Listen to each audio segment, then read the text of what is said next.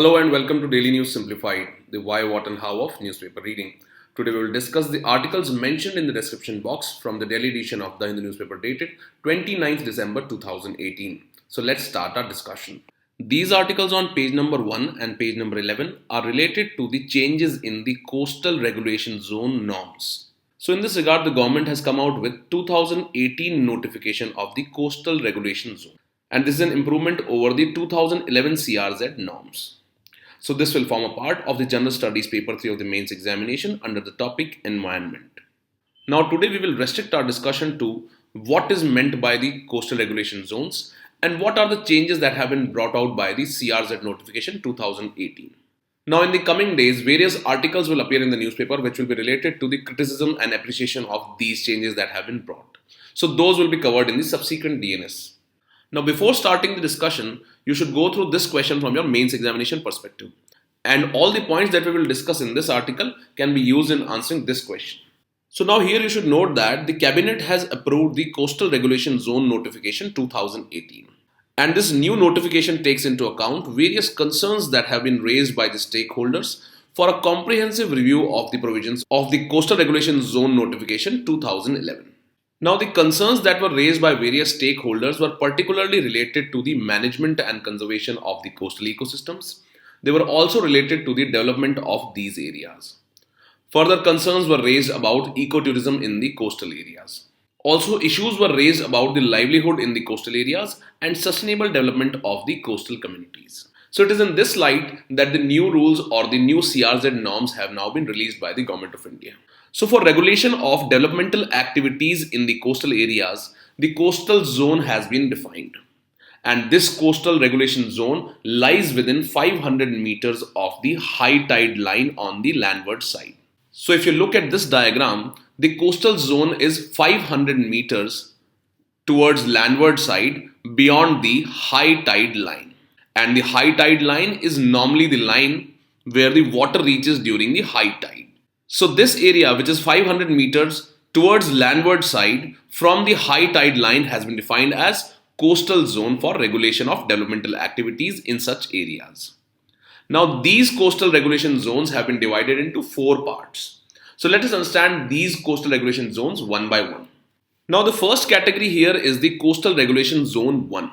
And this includes areas which are ecologically sensitive, for example the national parks, marine national parks, etc. And this also includes mangroves and coral reefs. Further, this zone also includes those areas which are likely to be inundated or flooded due to rise in global sea level because of global warming. And also the CRZ1 will include those areas which have been declared by the central government, state government, etc.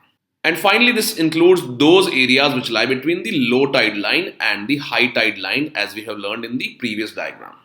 Now the category 2 is known as the Coastal Regulation Zone 2, and this includes those areas which have already been developed close to the shoreline. For example, this includes all those urban areas which are under the municipal administration. And these areas already include infrastructural facilities like drinking water, roads, etc.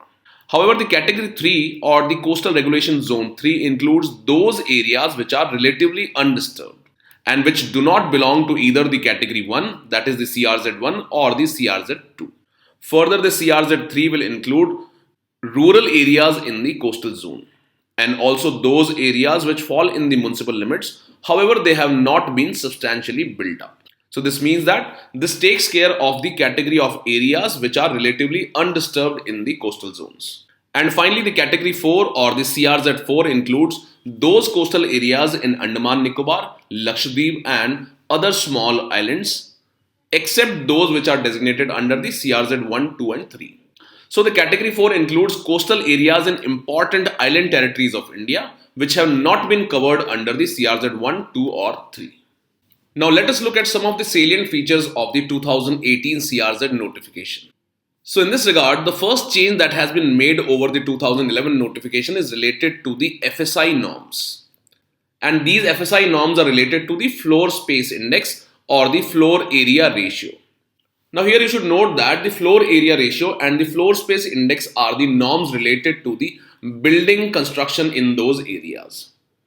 Now, previously, these norms were frozen according to the 1995 Development Control Regulations. However, now the 2018 notification states that these rules have now been defreezed. And now the construction projects or the new construction projects that will come up in these areas will use the prevailing FSI norms or the floor area ratio norms. Now, this has been done in order to enable the redevelopment in these areas which can meet the emerging needs. Now, the implication of changing these floor area norms or the floor space index is that now new types of buildings can be constructed in these coastal areas. For example, these norms allow for multi-story buildings, etc. So, this is the only thing that we need to understand. A proper definition of floor area ratio is not important for us from exam point of view. That is why we are not discussing that here. Now, the next change that has been done is related to the CRZ3 areas or those areas which fall under the rural category. Now, for this purpose, the CRZ3 areas have been divided into two now, and these include the CRZ3A and the CRZ3B. Now, the first CRZ3A will include densely populated areas, while the CRZ3B will include relatively less densely populated areas. So, in this regard, this notification defines that these are densely populated areas with a population density of about 2,161 people per square kilometer as per 2011 census.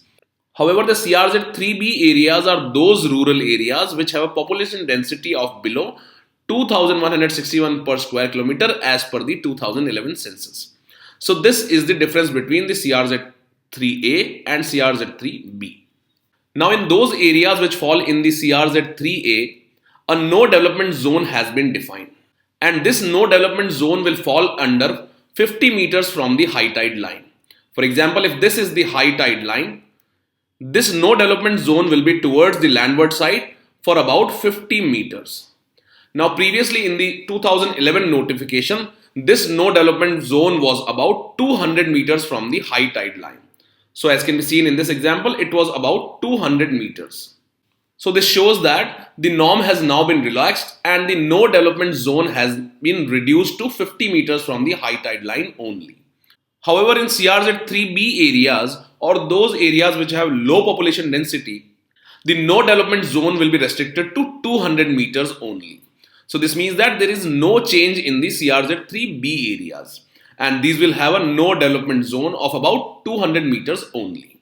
So, now what should be understood from this is that the CRZ3A areas are those areas which have high population density, and in such areas now construction will be allowed. However, in those areas which have relatively low population density in the rural areas, the no development zone will be same as that was mentioned in the 2011 notification. Now, the third change that has been done in the 2018 rules is related to tourism infrastructure. And this change aims at providing basic amenities in the coastal areas for improving tourism. So, these rules provide that temporary tourism facilities such as shacks, toilet blocks, changing rooms, and drinking water facilities should be permitted in beaches. Further, such temporary tourist facilities are now permissible in the no development zone in the CRZ3 areas according to this notification. And we have already learned that the CRZ3 areas have now been divided into two. That is the CRZ3A and CRZ3B. And CRZ3B is for relatively low density rural areas. However, one restriction has been imposed and it provides that a minimum distance of 10 meters from the high tide line should be maintained for setting up of such facilities. Now, for example, if this is the high tide line and this is the sea, such temporary infrastructure for the promotion of tourism can only be constructed beyond the 10-meter distance from high tide line.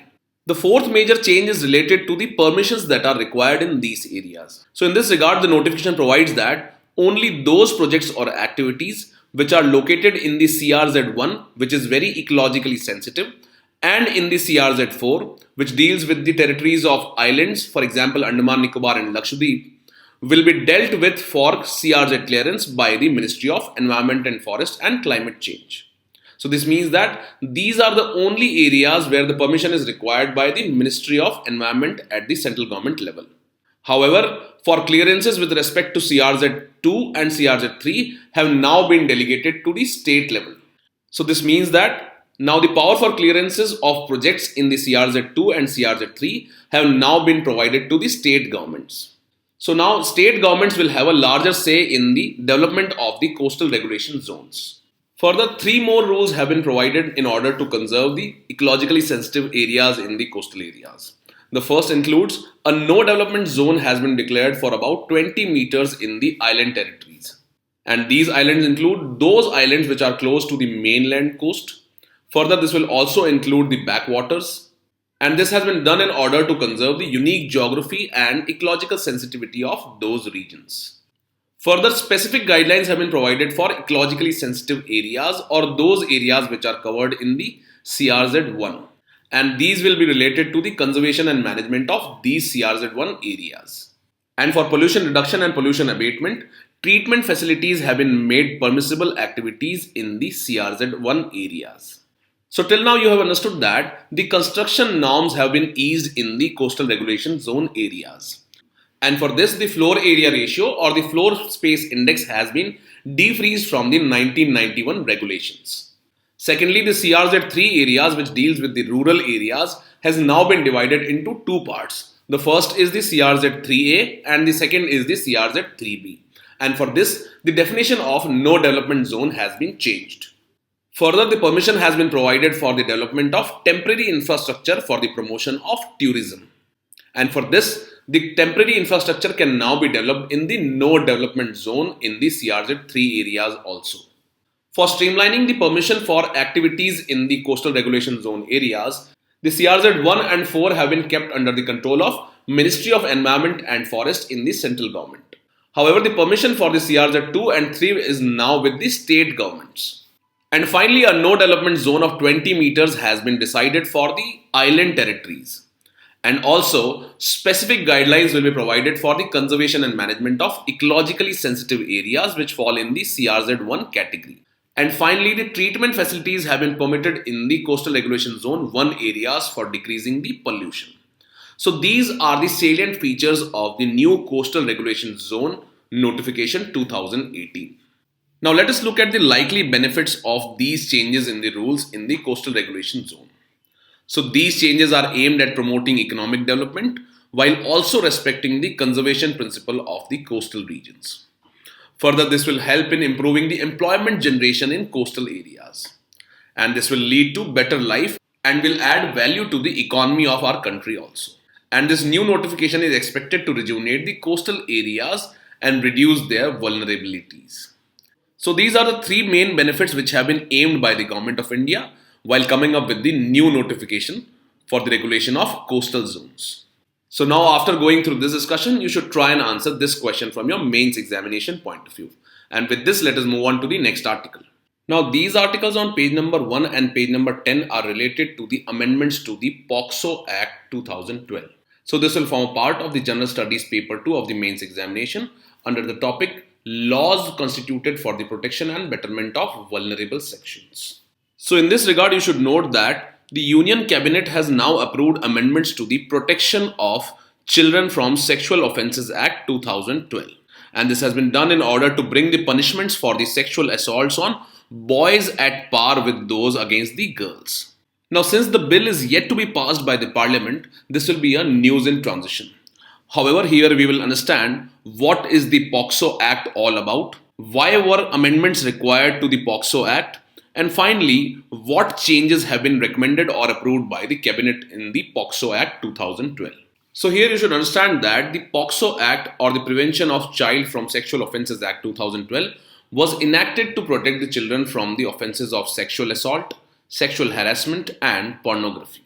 And this act defines a child as any person below the age of 18 years. Further, this act is gender neutral. That is, it is applicable equally to the victims of both genders. Now, as this act is gender neutral, it provides protection to boy child and the girl child from sexual assault and harassment, etc. However, in the recent Kathua rape case, changes were made in the Indian Penal Code. And these changes in the Indian Penal Code provided for stricter punishment for the sexual crimes against the girl child. However, these stricter punishment norms were not included in the POCSO Act. And due to this, the boy child were not included against such cases of rape. And as such, the sexual offences committed against the boy child carried lighter punishments. So that is why changes were required in the POCSO Act to include boys also and save them or protect them against the offences like sexual assault, harassment, etc. So as we have learned, the Indian Penal Code was amended in 2018 after the Kathua gang rape case. And these changes in the IPC provided for strict punishment for the sexual crimes against girl child. However, these changes did not include assault or sexual assault against the boy child. Now, as we know that the POCSO Act is gender neutral, that is why changes were required in the POCSO Act to make the sexual offences committed against boy child with stricter punishments. Further changes were also required in the POCSO Act to save children from sexual offences committed during the times of natural calamities and disasters. Further, the changes were also required to protect children against the use of hormones or chemical substances which are generally used to attain early sexual maturity for the purpose of trafficking or penetrative sexual assault. Further, most of the crimes were committed against children by their relatives or the custodians. However, the existing POCSO law was vague in terms of sexual crimes committed against children by their relatives. And further, you should note that the NCRB data shows that 94.6% of total crimes under the POCSO Act are committed either by relatives or acquaintances or people known to the children. So simply the amendments were required to protect boy child against the sexual offences. Further, it was also aimed at protecting children during the times of natural calamities and disasters, and the children had also to be protected against the use of hormones or chemical substances which provide for early sexual maturity and to save the children from sexual assault by relatives and custodians. So now let us look at what are the amendments that have been approved by the cabinet. Now these amendments to the POCSO Act are pretty straightforward and are also covered in the PDF that has been provided with this video. So these amendments provide for punishments for sexual assault on boys. And this includes provision for death penalty when the child is under the age of 12 years. And these also provide for punishment when a penetrative sexual assault is committed by a relative.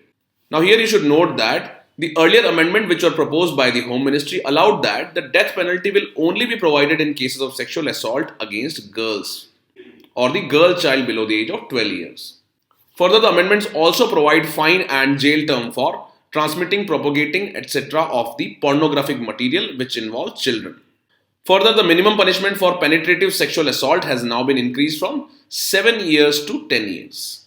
And the definition of aggravated penetrative sexual assault will include an offence which causes death of the child also. And regarding the concern of administering hormones to children for expediting their sexual maturity, and now such administering of hormones or chemical substances will be considered as a sexual assault in the POCSO Act. So these are few changes which have been brought. However, these amendments are yet to be passed by the Parliament. So this is a news in transition. Now after going through these points, you should try and answer this question from your mains examination point of view. And with this, let us move on to the next article. This article on page number 13 is related to a report released by RBI with the name Trend and Progress of Banking in India in 2017 and 18. So this will form a part of the General Studies paper 3 of the mains examination under the topic Economic Development. Now this report talks about the performance of the banking sector in India in the year 2017 and 18. And it also aims to predict how the banking sector will perform in the coming years and what role the banking sector will play in the growth of Indian economy. So now let us look at some of the important points which have been highlighted by this report. So first, the report highlights about the health of the banking sector. So in this regard, the report says that due to the provisioning norms against the non-performing assets, the banking sector was running in losses in the year 2017 and 18. However, there has been a strong revival in the bank credit during the first half of 2018 and 19. And this suggests that there is an overall improvement in the health of banking sector. Secondly, the report highlights that the major credit provided by the banks is to the industrial sector. And this credit to the industrial sector has now picked up. So this also states that the health of bank credit is now improving. Further, the report says that the stressed assets of the scheduled commercial banks has now begun to stabilize. So in this regard, the report says that these developments show that the health of banking sector would improve in future and this will help in improving the overall Indian economy. Now, regarding the provisional norms, you should note that the banks carry out lending. However, at times, these loans can convert into non-performing assets or bad loans, and these are considered as loss for the banks. So, in this regard, the RBI has mandated that the banks should keep aside an amount in order to meet these anticipated future losses. So, out of the capital or the profits of the banks, these banks set aside an amount to meet the anticipated future losses. And these are mandated by RBI and are known as provisioning norms. Now, as the banks were keeping aside a major chunk of the capital and the profits according to the provisioning norms, this was leading to losses for the banking sector. However, now the NPAs have improved and the bank credit is reviving. Now, the second aspect of this report is related to the resolution of the non-performing assets. And in this regard, we know that recently the Insolvency and Bankruptcy Code was introduced. And this IBC framework has led to better recovery as compared to earlier existing mechanisms for the improvement or recovery of the non-performing assets. However, the report says that there is a need to minimize the time taken to resolve these cases. And also there is a need to develop conducive environment which discourages unnecessary delays. So in this regard, the public credit registry has been proposed and it is expected to improve the credit monitoring and it will also bring about credit discipline among the debtors. Now regarding the public credit registry, you should note that this repository collates all information of individuals and corporate borrowers. Secondly, this repository helps banks distinguish between a good borrower and a bad borrower. And this helps the banks in providing attractive interest rates to the good borrowers and high interest rate to its bad borrowers. And this move is recommended based on the committee which was headed by Y.M. Devsthali. Further, the report talks about recapitalization of banks. And in this regard, we know that the government is planning to infuse rupees 2.11 lakh crores in the banks or the public sector banks. And this is a part of the Indradhanush plan. And this recapitalization will help in improving the governance of the public sector banks. However, a concern is that the 70% of the infused capital so far has been absorbed into losses which are incurred by the public sector banks. This is because the banks were already incurring losses due to non-performing assets and the bad loans.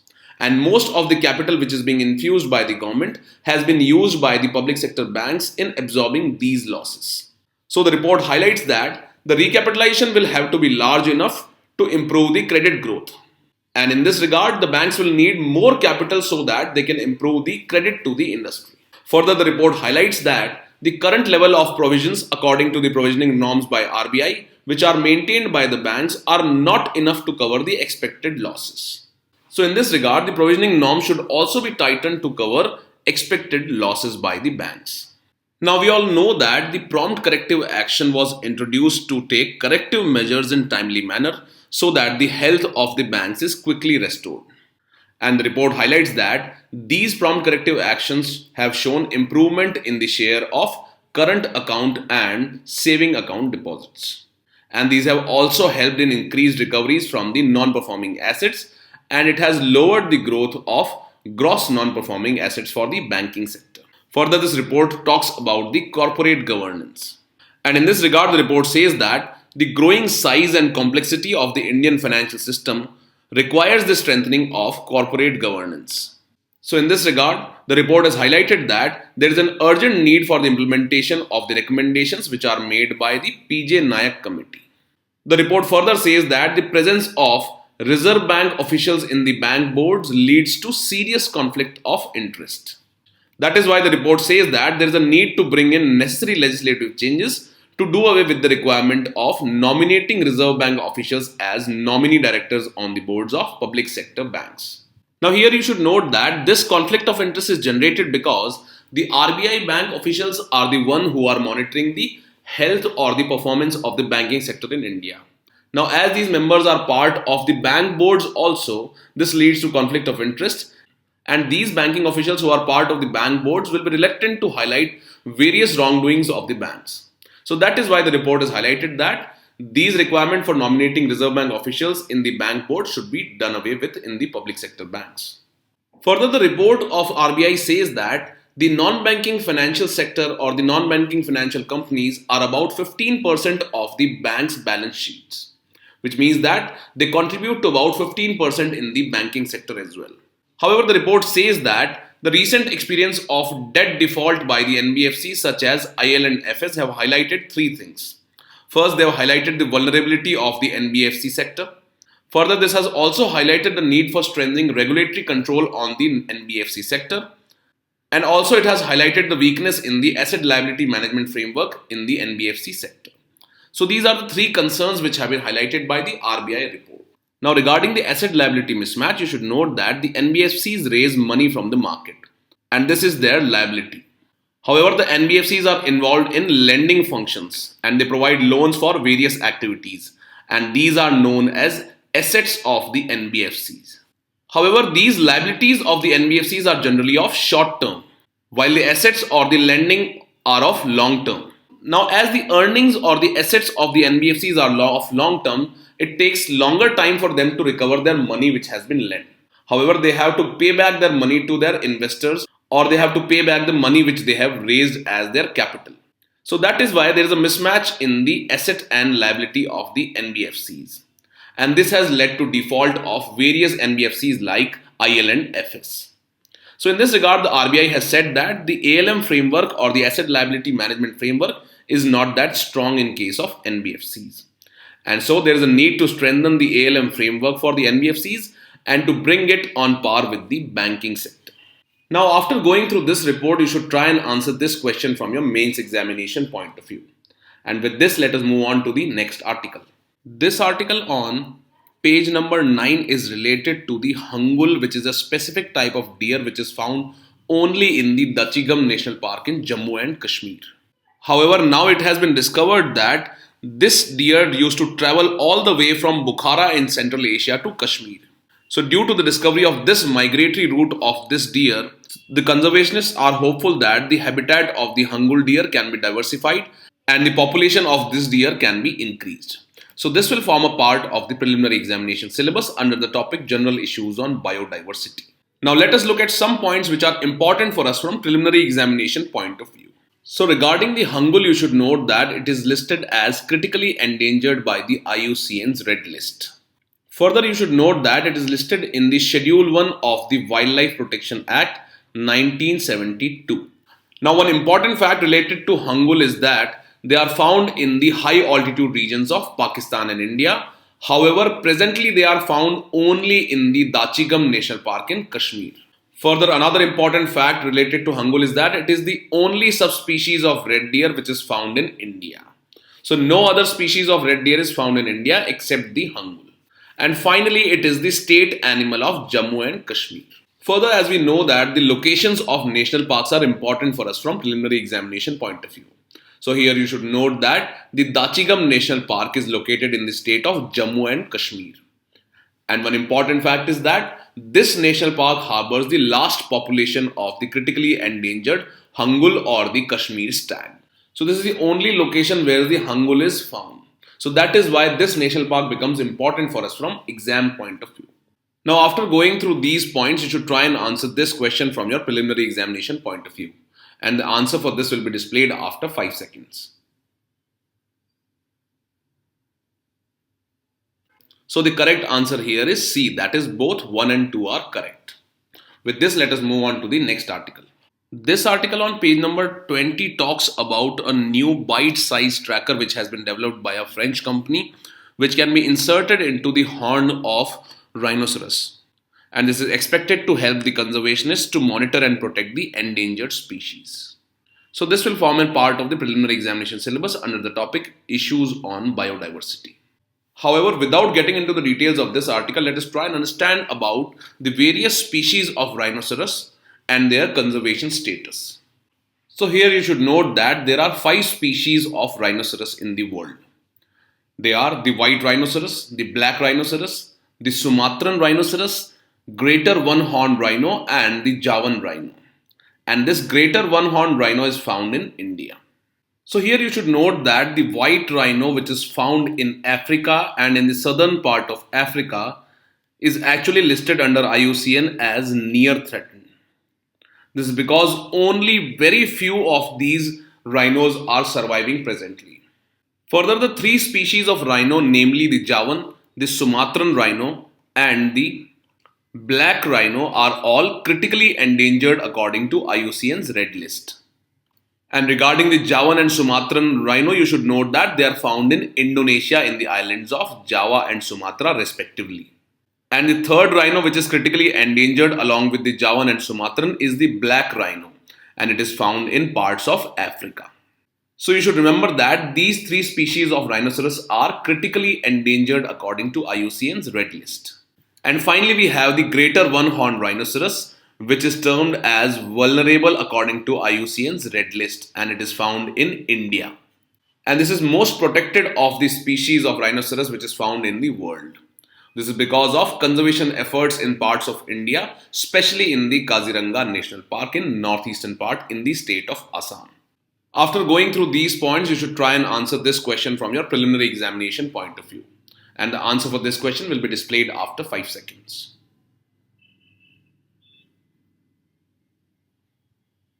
So the correct answer here is C, that is only the Javan and the Sumatran rhino along with the black rhino are listed as the critically endangered under IUCN's Red List.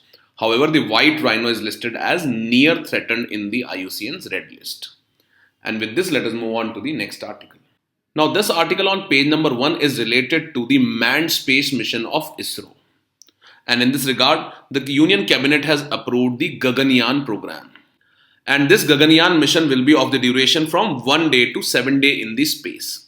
So this is an important news for us from preliminary examination point of view under the topic current events of national importance. So here you should note that the ISRO's GSLV Mk3 will be used to carry the orbital module to the space. And this will have the capability of moving 3-member crew to the space. Further, the total fund that has been allocated by the cabinet is about rupees 10,000 crores. So in this regard, you should note that this mission will first experiment with 2 unmanned missions. And finally, there will be 1 manned flight. So this is India's first manned mission to space. So that is why it becomes important for us from exam point of view.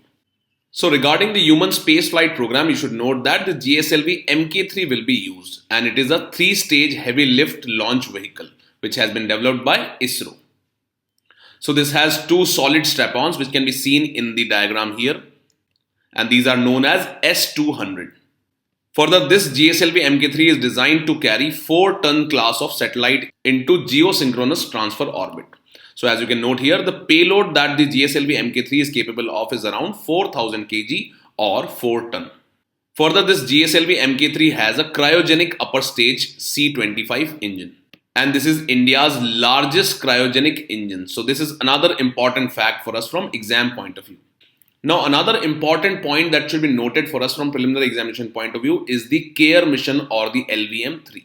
And this CARE mission will demonstrate the re-entry flight of crew module. So this will show that the human beings that are being taken to the space can enter into the atmosphere again. So this is a demonstration based mission. So you should know the name of this mission, which will enable ISRO to complete its human space program. Now after going through these points, you should try and answer this question from your preliminary examination point of view. And the answer for this question will be displayed after 5 seconds. So the correct answer here is C, that is 2 and 3 are only correct because the first statement is incorrect as Gaganyaan is the first manned space program of ISRO. And with this, let us move on to the next article. Now this article on page number 8 is related to the new e-commerce policy by the Government of India. Now the details of this new e-commerce policy have been discussed in the DNS of 28th December 2018 by Naveed sir. And this forms an important part of the General Studies paper 3 of the mains examination under the topic Indian economy. Now as the basic aspects of the new e-commerce policy have been discussed in the DNS of 28th December, let us look at the key criticisms that have been highlighted by this editorial on page number 8. So the editorial states that the restrictions which are posed under the new e-commerce policy could make the investors complain about the unpredictability in Indian investment policies. This is because major e-commerce giants like Amazon and Walmart have already invested in Indian markets. and a sudden change in policy will reflect the unpredictability of these policies of India. Further, one of the aspects of this new e-commerce policy is that any seller cannot sell exclusively only on one e-commerce platform. For example, many electronics are only available on particular e-commerce website. However, the editorial states that it is unclear as to what will happen if a seller chooses to sell a product voluntarily on one platform only. Further, the editorial is highlighted that the government should have waited for the recommendations of National E-commerce Policy Task Force. And finally, the editorial states that this move appears to be protectionist in nature. While India has globally opposed protectionism, it should implement same policies for internal trade also. Further, it is highlighted that this move appears to be political in nature. This is because it is aimed at appeasing small traders. So these are few points which have been highlighted by this article. And regarding the basics of the new e-commerce policy, you can go through the previous DNS. With this, we have come to the end of today's discussion. Now let us move on to the question for the day.